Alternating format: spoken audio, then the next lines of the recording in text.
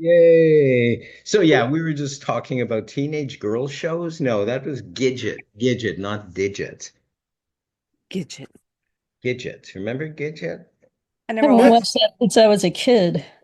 Barely feels. Yeah. The only Gidget I knew was a horse Doesn't it? Oh, a in the horse's hospital. flippers. Yeah, I was in the hospital. So, Really? yeah, it was when my horse was in the hospital. Oh, Oh, did you bring him ice cream or her ice cream? He, Gidget or my horse? The horse, of course. No, he wasn't allowed to eat or drink anything for a couple weeks. Oh, wow. Of Well, course, he had other ideas, but yeah, of course. He used to love horsing around. I know. Everybody who's just joined us in progress, our guest today is Holly, who all of a sudden has clammed up. She was Yeah. chatting so, and I knew you might, because some people do, but you're not some people. She was chatting a lot. She was verbal. She did a little dance. She was on some kind of swing that you have in your house. I don't know why you Seriously, have. I don't remember the dancing, but I Yeah, I yeah, remember the outfit. that was before we brought up Gidget. That's yeah. right. I know. And I feel Tommy, intimidated. I Sandra feel D. intimidated. Yeah, Tommy, Sandra D was Gidget in a movie first. Yes, that's right. And then Sally Field in the TV series. it's a little before my time, well. I know you're just a child. Yeah. So, Dr. Michael, welcome to the United States. What's that? Woohoo! I said, welcome to the United States. We Oh, just got we just got Canada. that's fantastic. You know what? I'm part American anyway. My heart is here. I won't notice a difference. Wait, Well, Enjoy like our postal system. Oh, like they what? said, you're part of the American Society of American Magicians. So, hey, why do we have them? They recognize America as one of their. So I think we should be.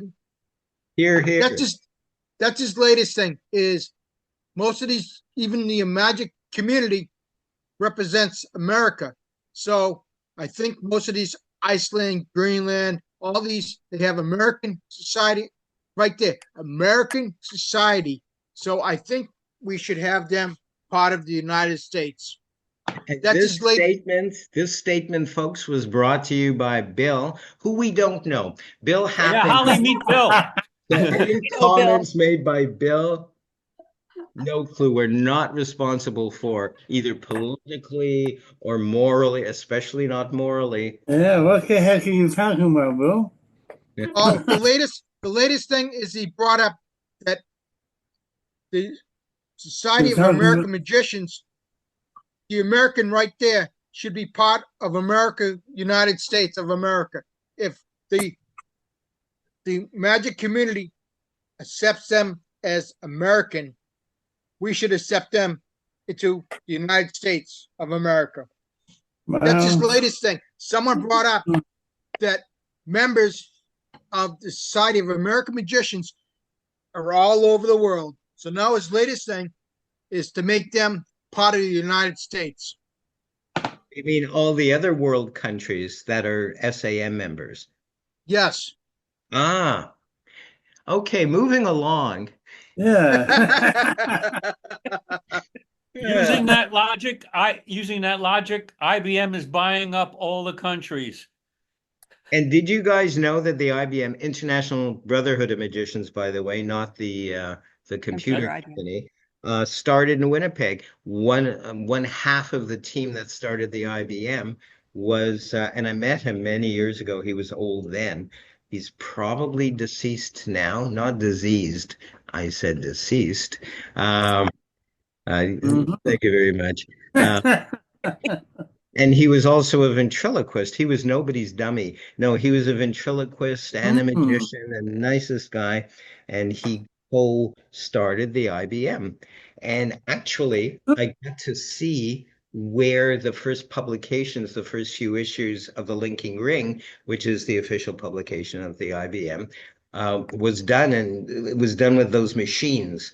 I guess they're called mimeographs or I don't know what, but Yeah. you'd crank it and the pages would come out Yeah, uh, mimeograph.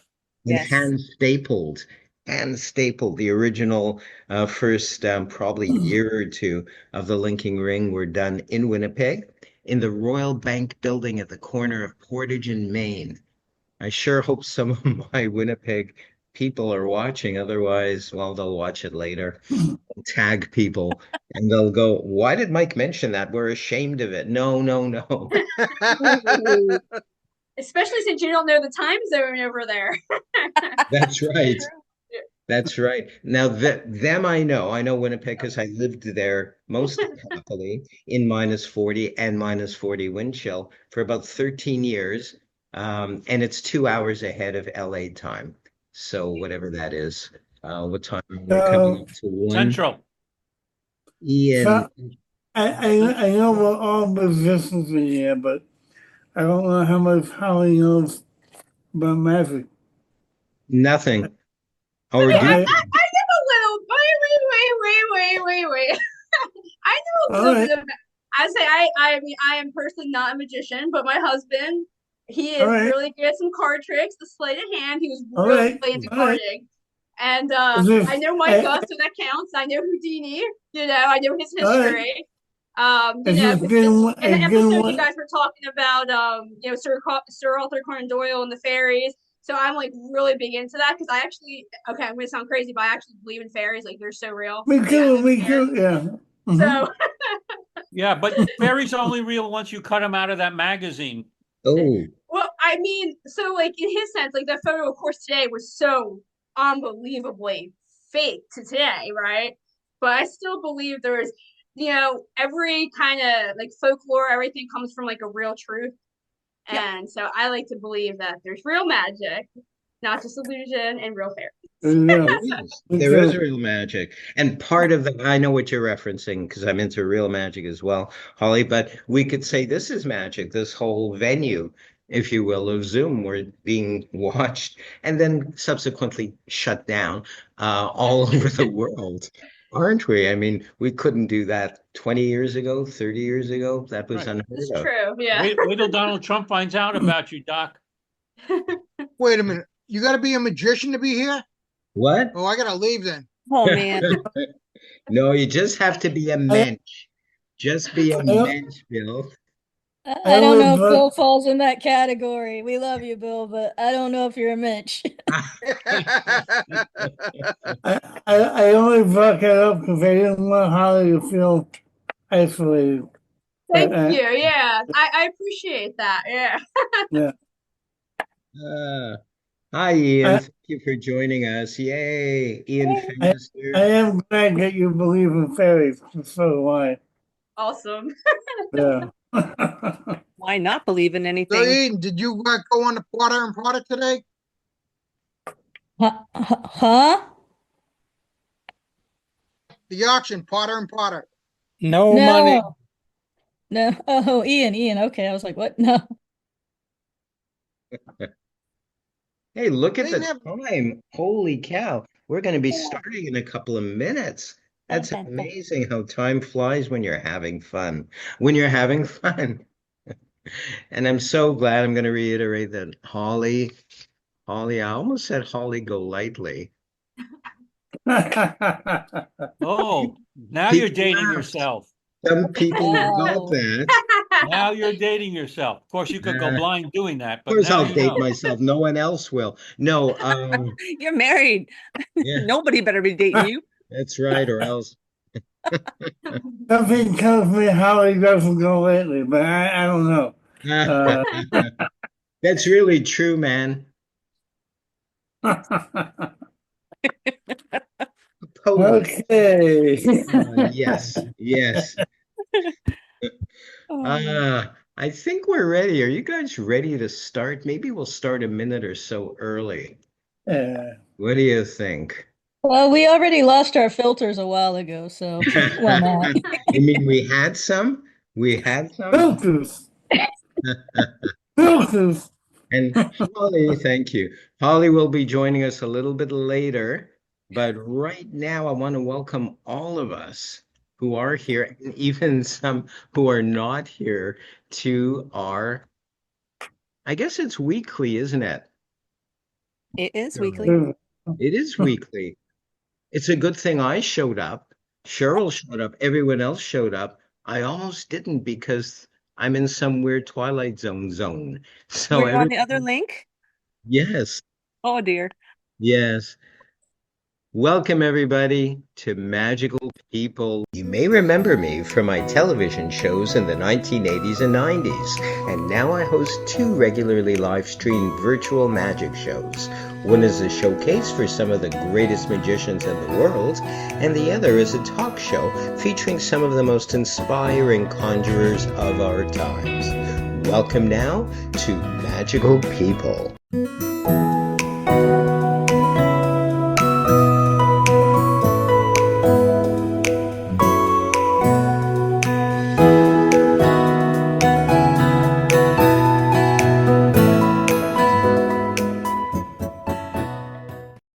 And welcome back, everybody, to this edition to Magical People Live. We're your co-hosts. I'm Dr. Michael, and we have Cheryl. whatever happened to that stage name? Are we still using it? What's going on? Aren't we part of? Oh, we're going to be on that Saturday, that Friday night thing on February 7th. That's right. That's what we're going to do. More on that later. Welcome, everybody. We're very excited to welcome our guest this week, Holly Knightley. She's a horror author, and we're going to get to know her a little bit better in a little while. But meanwhile, I think we'll try an experiment of the mind, Cheryl, and perhaps we shall bring in someone to assist us in that. The great Tommy Burnett. Let's hear it for Tommy. Hey, Yay. hey, How are you doing this day, Tommy? I'm doing pretty well. Thank you for asking. I'm How are so you? excited. I'm great. I'm so Good. excited. We'll talk about this after our little experiment. I'm excited Yeah. about your Valentine's-ish show. It's around Valentine's Day. We'll chat a bit more on that in a couple of minutes. But first, Cool. I'd like to try something. And I don't think I should have actually mentioned this to Cheryl, but this is proof positive that we don't prepare anything, at least as far as the experiments are concerned. Rather than making a prediction, Cheryl, you are going to name hearts in a few minutes. I just want to share with everybody, if I can, that I only have the hearts here. You have to have hearts. So it goes from Ace of Hearts to King of Hearts.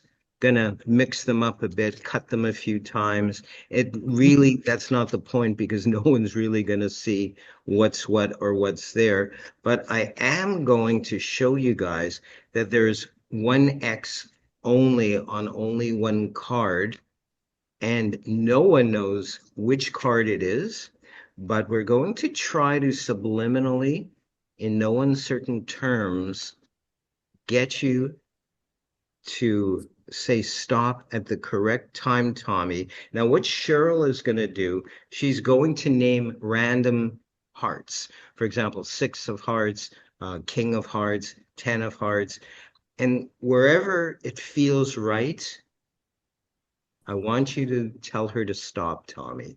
So let's give Okay. it a go. So, Cheryl, let's start.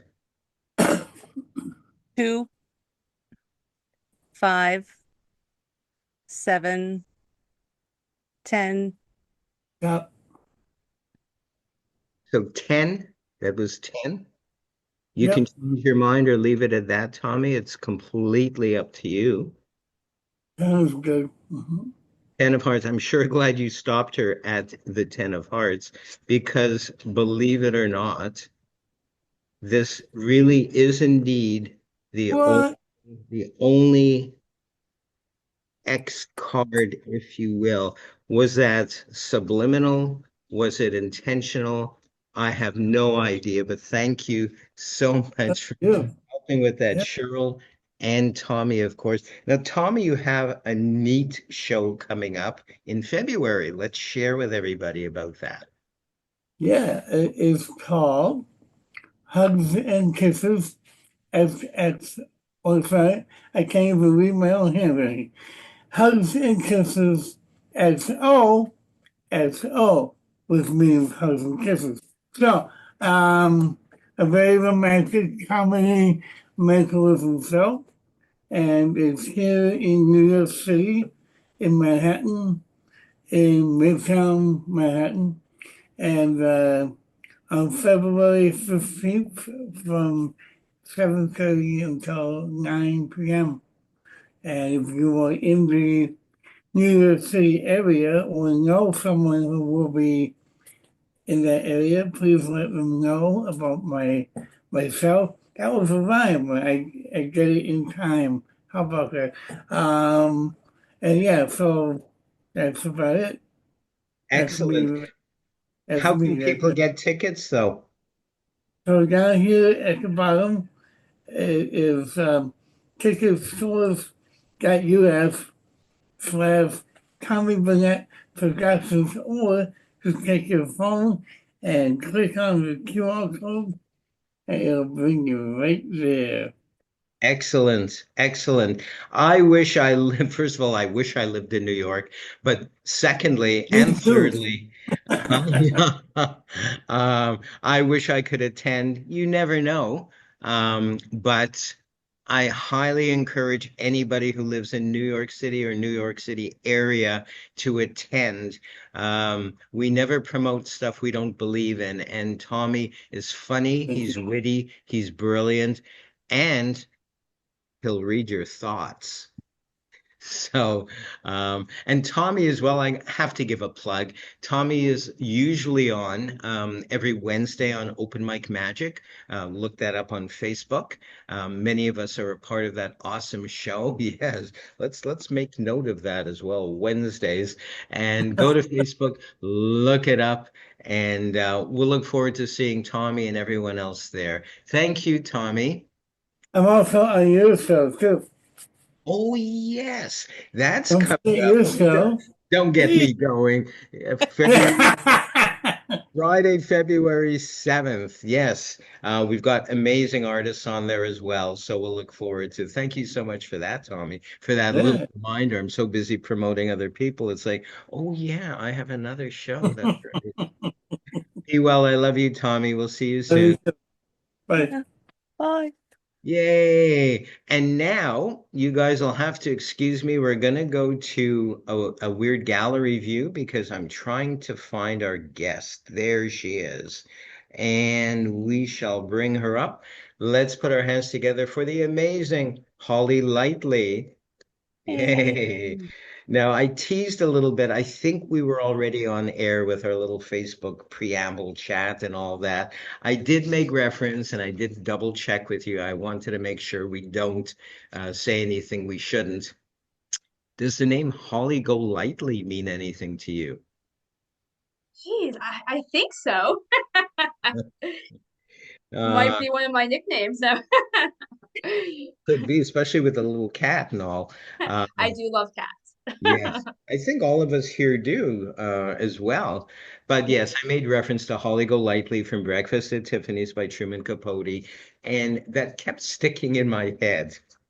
Now, I love looking at your book covers and reading some of your works, Holly, when I have time, which apparently soon I'm going to have a lot of time on. No, I'm joshing. Whenever I finish a book, it's like, how do I fill the gap now? Whenever I finish writing a book, it's like, oh no, I have no idea for the next book. Oh, I'm going to be idle for a few hours. In any case, I'm so glad that you decided to come on. I want to read a review. Oh, I guess I should read it aloud. I want to read a review of your book, one of your books, Eye of Athena. And then we'll chat a little bit about that because I understand there's going to be an audiobook version of that as well. So, this person, and which I believe is Kathy, I freaking love this Poe-ish story. Edgar Allan Poe. We'll talk more about him in a little while. She said it's spooky, atmospheric, gothic horror, mystery, suspense, well-written characters, haunting, gripping, paranoia. I'm getting paranoid right now myself. Insanity, sanity. She goes, I can go on and on. Holly knocked it out of the park with this one. Just when you think you know what's happening and you have it figured out, bam, plot twist. You suddenly realize that you know nothing. Nothing. I'm pretty good at guessing what's coming, but not here. Holly got me this time. Full of trickery of the mind, or maybe just my mind. That's yet to be determined. The plot twist even has a plot twist. Like what? My only critique, I wish it was longer. And thank you, Holly, for another banger. No mash, just banger. So what what a great review that is. And I want to, what do I want to do? I want to share at this point a little video that I put together because I could, and it's some of Holly's books, and then we'll zero in on the one we just spoke about.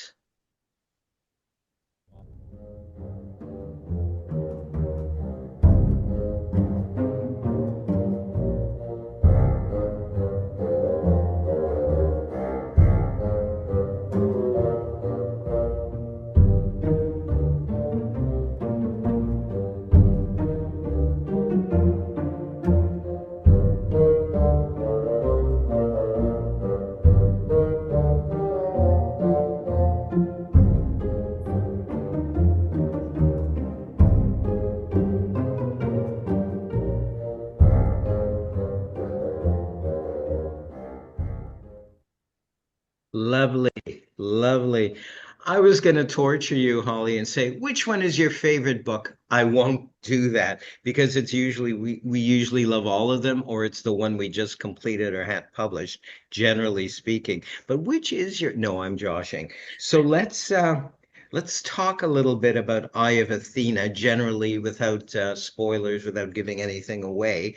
And why? Why is it being turned into an audiobook?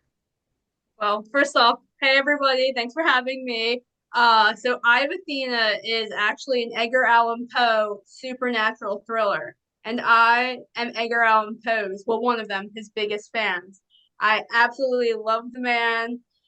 He's one of my biggest influences. We were kind of talking about this before. I kind of view him, he's not only the father of detective stories inspiring Sherlock Holmes, um, he's like the father of horror. We call him the granddaddy of goth. I mean, this man is awesome. So I'm a huge, huge fan of his, and I've been a fan for a really, really long time.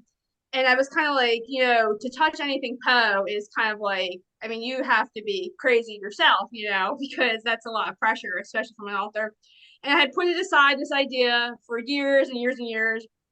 And then um, they were calling for like short stories, and I kind of wrote this little, like, it only had to be 1,200 words, which is only like a couple pages, which is, I've never written anything so short. So I wrote this, which ended up being the first chapter by Athena.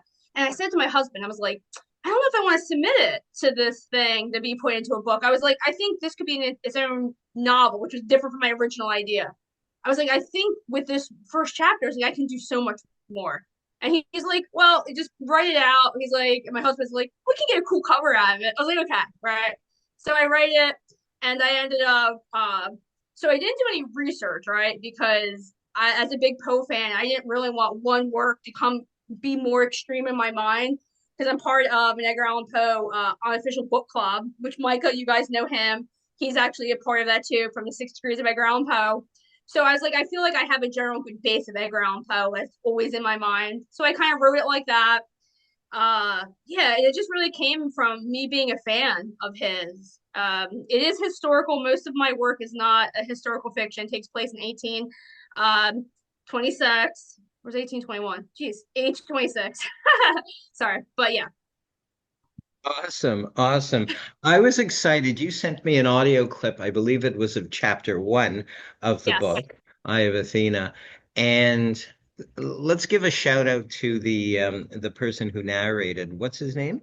His name is Stephen Smith. So anyone, if you can look him up, he's known as the One Man Poe. So he does a show that tours around. He's from the UK, but he's for the last couple of years he's been in Baltimore, Maryland, Baltimore around, for the International Edgar Allan Poe Festival, and he reenacts some of Edgar Allan Poe's things. One man Poe, and this guy, he is brilliant.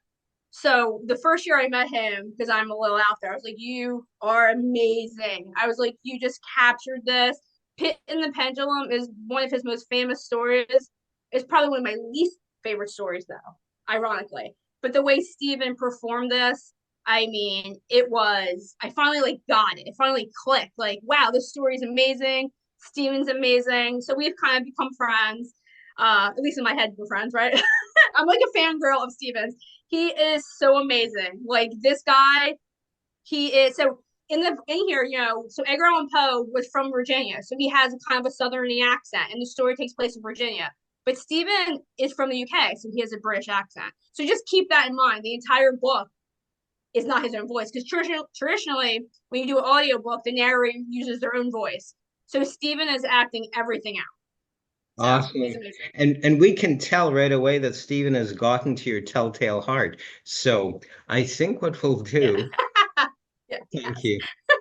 I'll run around and make that sound like a crowd. Okay, so let's listen to a snippet. I put together, I think, only half. Here it is. Only half of the narration. So it's about 5 minutes long, but hopefully you guys will love it. Where to focus their attention? On my dark eye? On my pale blue eye? On my thin lips? On my raven hair? My eyes were a true reflection of me, more so than the face in the mirror.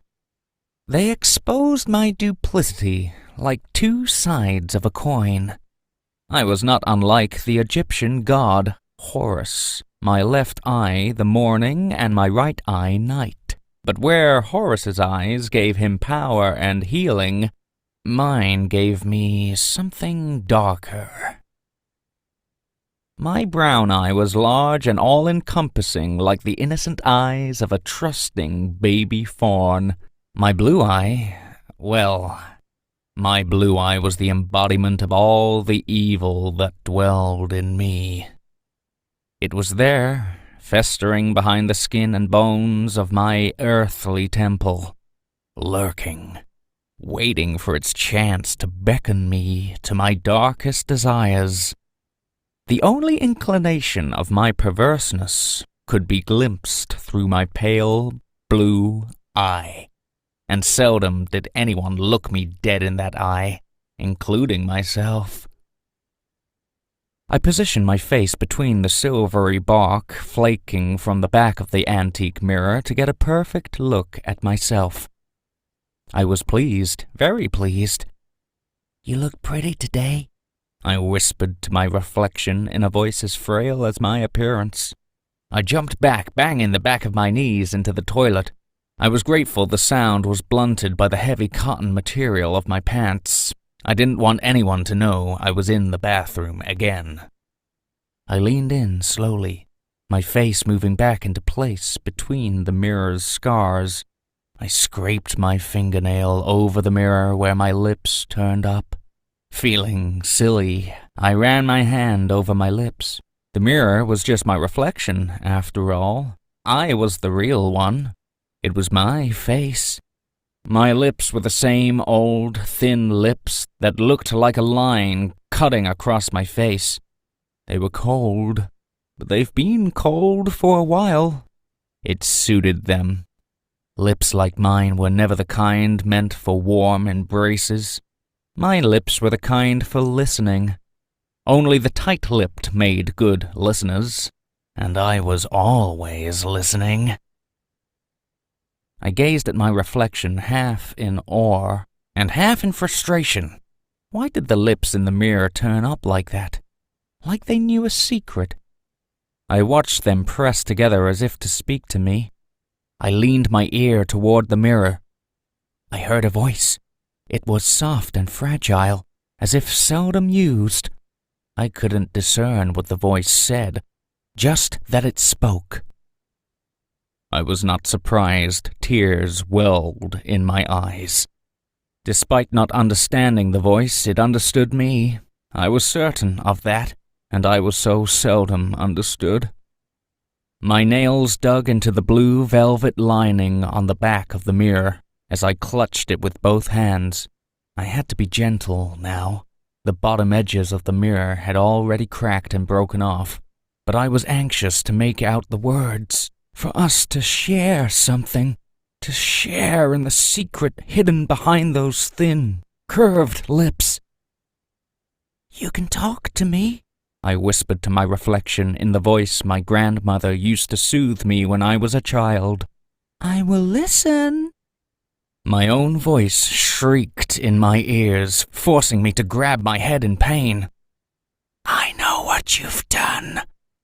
The back of my throat stung as sobs fought free.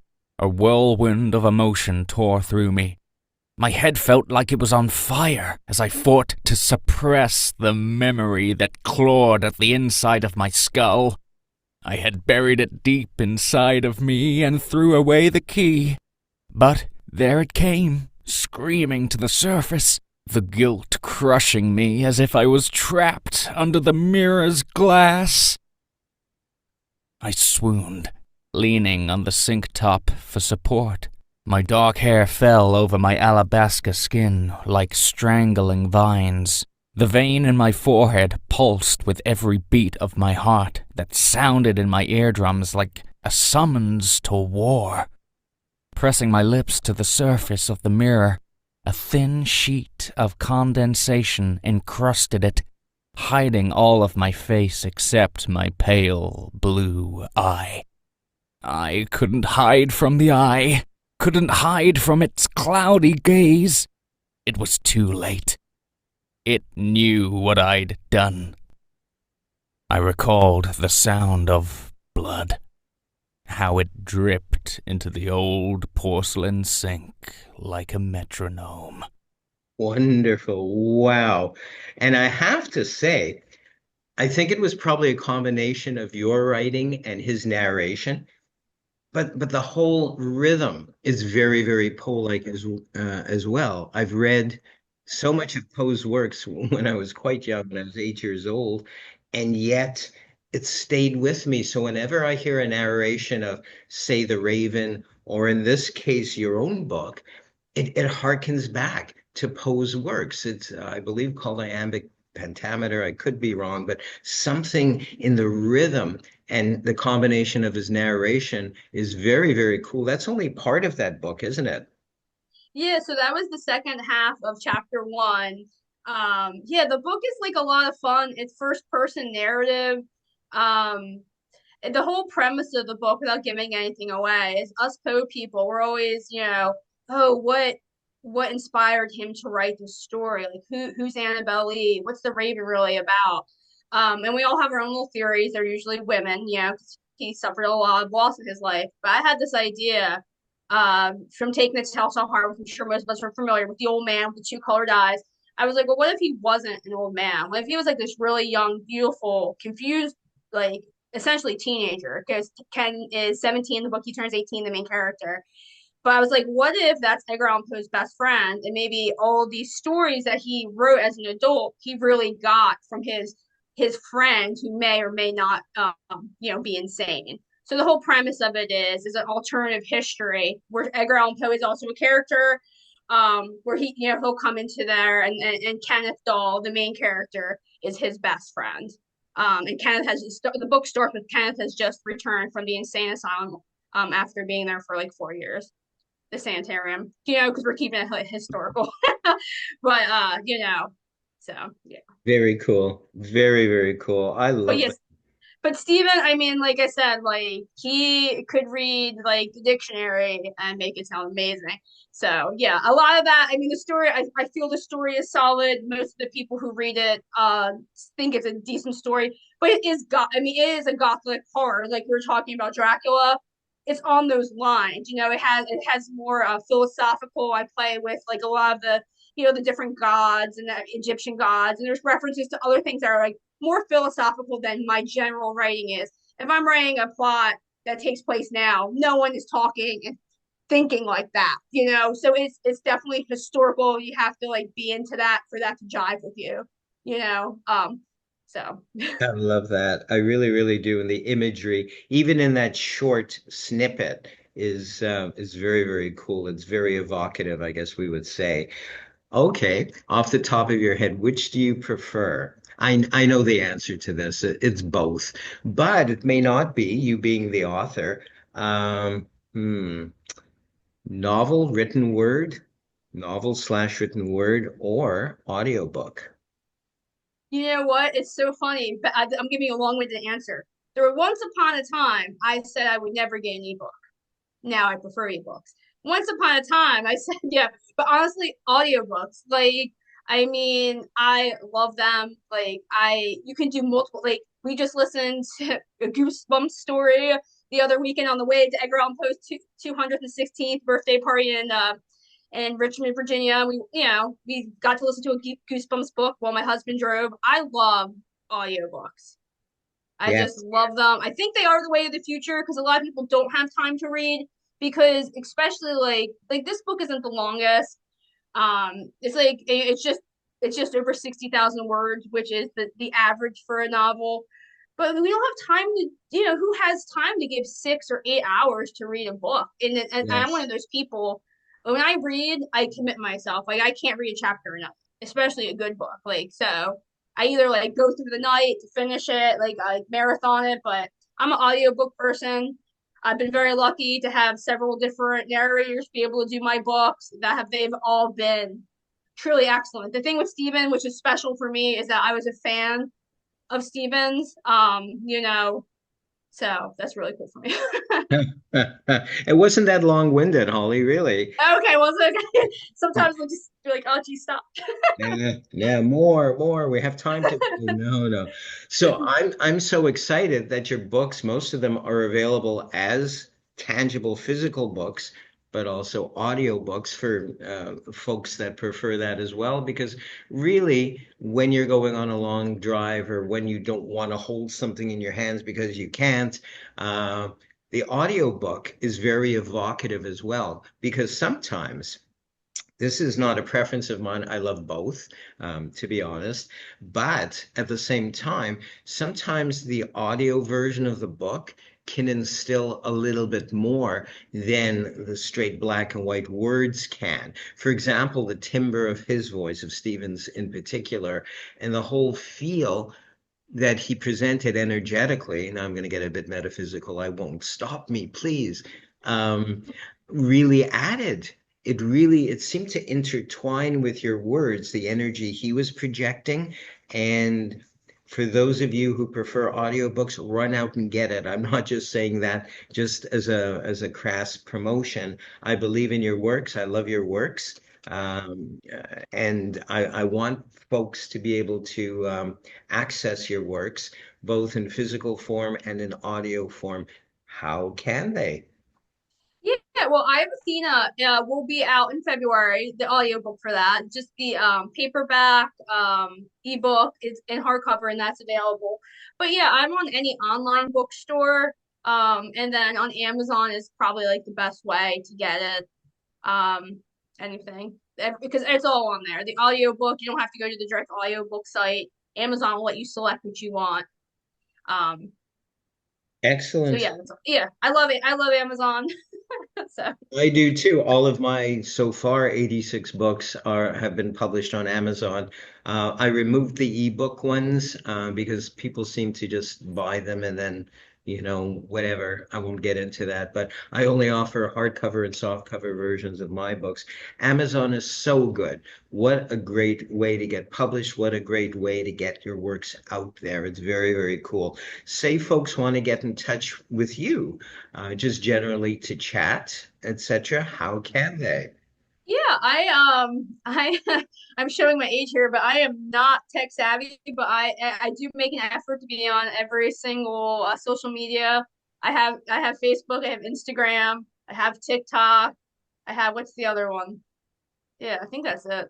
I have email, I have a website, hollyknightley.com. So I mean I'm on all the social things. Like I try to check my email every day in the morning, multiple times. So and like I've really been trying to make an effort with the social media. So and it's all Awesome. under all the all of the handles are Holly Knightley. So I got lucky that that wasn't taken. I was like shocked. So I was like, oh, I that's know. I know. It's I'm very, gonna I'm gonna very butt cool. in a second. What is your favorite book that you have written? okay. So I have a thing is like a weird book for me because I love it because I love Poe. So that's definitely up there, and I love historical fiction. Because it's not like a hot genre to write in right now. But so my favorite is actually Giggles, and there's actually a magic type character in there. But Giggles is just this short, fun, really gets right to it story about this man who brings him a haunted like clown puppet essentially for his son. He's a clown enthusiast. He's obsessed with them, and his son doesn't like them. So he's trying to be like, "Well, look what I got for you." But things kind of go crazy. But at the end of it, yeah, isn't it like a horror story? Absolutely. But at the core of the story, it's actually about a man trying to keep his family together. And I think to me, that's what speaks. Like that's what I think makes a story kind of stay with you. Like it's not a slasher story just because it's not a horror clown. I don't write slashers. Like that's not my thing that I'm into. I know a lot of people are into it and they love it. This story is psychological. If you're gonna try, and this I think it's more indicative of what I normally write. So if you're looking for something that's gonna take you under 3 hours to read, that book just came out on January 15th. The audiobook is coming in production. Well, it's not in production, it's coming soon, hopefully. But that book is probably, I think some of my general readers that keep reading all my books, I think I've gotten a couple emails saying this is their favorite thus far. So, but like you were saying, it is the last book I've written. So More to come, more to come. yeah, more to come. Absolutely. Excuse me. And we'll look forward to reading about you, reading more of your works as they become produced. And I want to catch up on Giggles because it seems to have all the elements that I like as well, the magic, anyway. There is good magic in there. Like I was like, you guys would be proud because I have a character who really wanted to be a clown. His dad's a clown, but he just couldn't cut. He can't tell a joke. He can't juggle. But he realizes he has this knack for magic, so he thinks he can join as a magician, but still perform at the circus because his dream is to work with his father. But this story is like really, it's a mess. I mean, it's a really kind of messed up, sad story. I don't want to say anything more than that about the magic part of it without because it'll give it away. But yeah. But there is a a magician in that I love it. Amongst the clowns. I love it. You know what? All that harkens back to a lot of Twilight Zone episodes that I've seen. Some Alfred Hitchcock presents TV shows as well. You seem to have all these really neat elements without having to be a slasher writer, if you will, which I don't care for as well. Cheryl and I discussed that a long time ago. And it's like, what happened to the psychological build up and there's more fear in the psychology behind a murder or some ghastly deed as opposed to actually seeing it in blood splatter, and it's like, well, whatever, right? So I'm so excited to know that you write more psychological thrillers, if you will, horror tales still, but yeah, they're under the umbrella, right? Because I've had a couple, like The Killing Tree is, you would think with the title like The Killing Tree, like, oh, but no, it's actually psychological, right? It's not a slasher. And some of the people who are going into this thinking it's this horror slasher and all these people are going to die, it's actually really a very psychological story. It's like, and you either get it or you don't get it. And I've been grateful that people who have given it a shot, most of them like get it. And they're not like overly disappointed, like, where's all the blood? Like it's called The Killing Tree. Like, yeah, yeah. Did you read the back of the book? I don't know. Before you went to read it, I don't know. But yeah. I love it.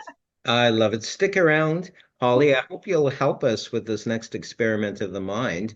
I don't know if you've seen any of our stuff on social media because we're all over the place as well, Facebook and Instagram.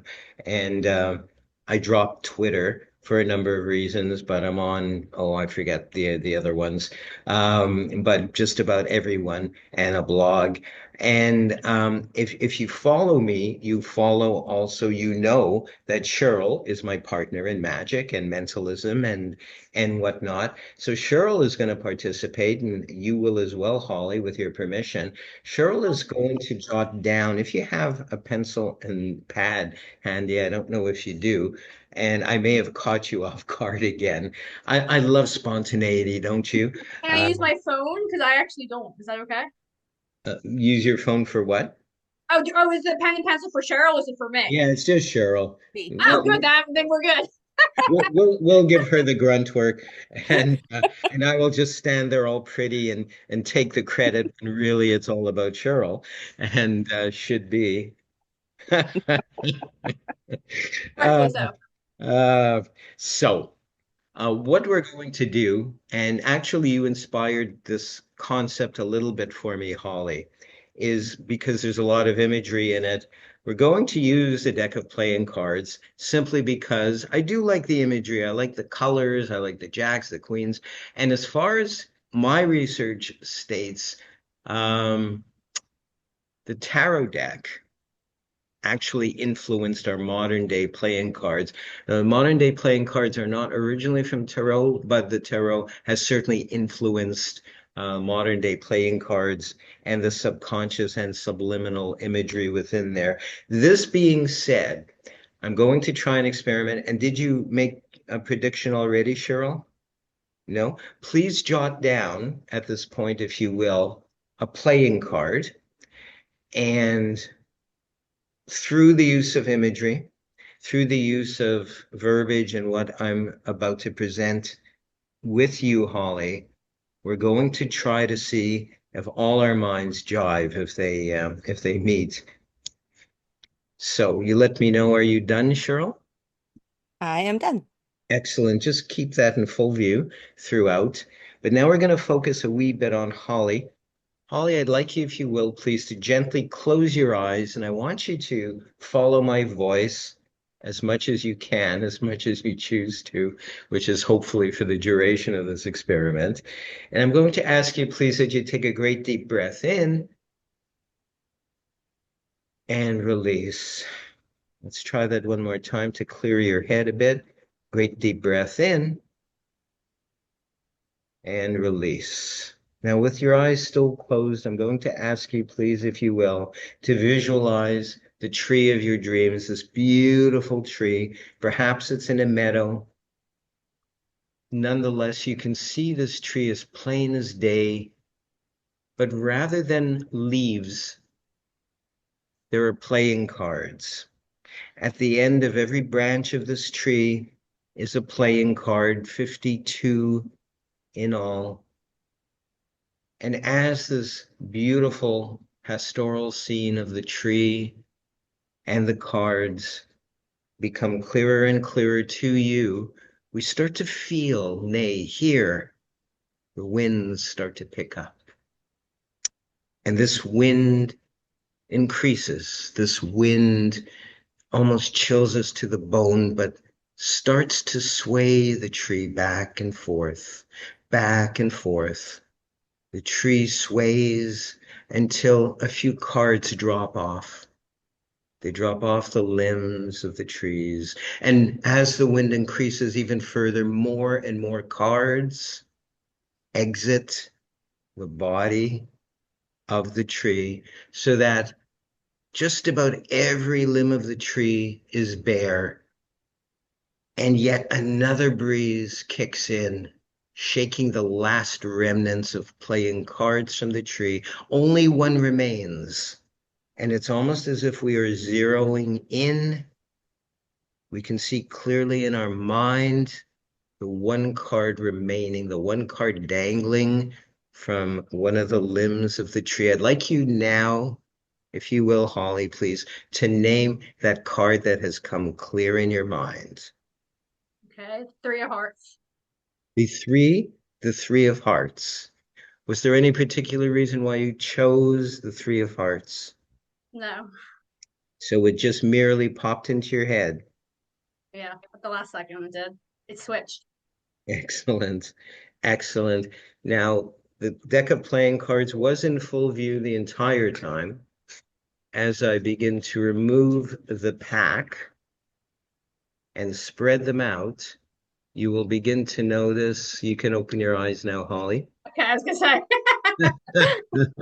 It came clear to me that your eyes were still closed. There's only one card reversed amongst all these other Oh my cards. goodness, there it is. The Oh wow, same, okay. but not only that, all the other cards in the deck are completely blank. That's how sure I was of my prediction. Wow. But not only that, I believe that Cheryl made a prediction as well. Are you prepared to share that with us? I sure hope it matches, Cheryl. Me too. Whoops. It is Wow. Okay. indeed the three of hearts. I want to thank you, Cheryl, for assisting us in this experiment of the mind. I Very want to cool. I want to thank you so much, Holly, for joining us this day. I hope people run out and buy up as many of your books as possible, because they are exciting, they're Yeah. intriguing, somewhat frightening in a good way, I like to think.